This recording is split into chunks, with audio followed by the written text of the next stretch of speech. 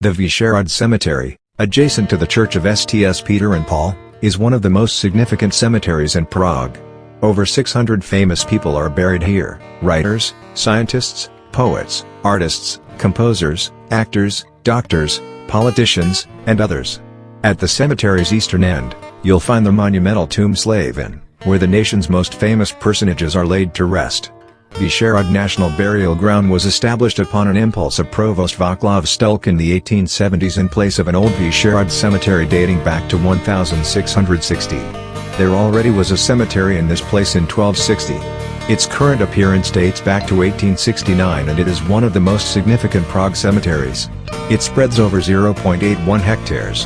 Antonin Barbicius designed the marble tombs on the southern and the eastern sides of the cemetery, and Antonin Wheel designed the arcades, which have been built according to the Italian style around the border of the cemetery. The cross vault of arcades decorated with paintings is carried by Tuscan pillars of sandstone.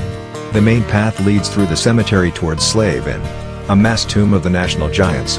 The idea of building a mass tomb came from the Svadober Association in 1862, and it was headed by Frade Czech Polaki. Slave Inn was built in 1889 to 1893 according to a project of architect Antonin Wheel. Sculptural decorations are the work of Joseph Motter from 1892 to 1903. There is a sarcophagus above the central monument of Slave Inn, and an allegoric winged figure of the Genius Patrii. There are two statues on the sides of the monument, being the mourning country on the left side, and the victorious country on the right. On the front side of the monument, there are three panels bearing the names of the first 15 persons buried at Slave Inn. The first was poet Julius Sayre in 1901, who is the author of the verses on the pedestals of the statues on the side. Its sons does this mourning country returns to the earth, their deeds it will, rejoicing, declare to all mankind. Above the panels with names, there is an inscription of the Slave Inn motto, though dead, they still speak.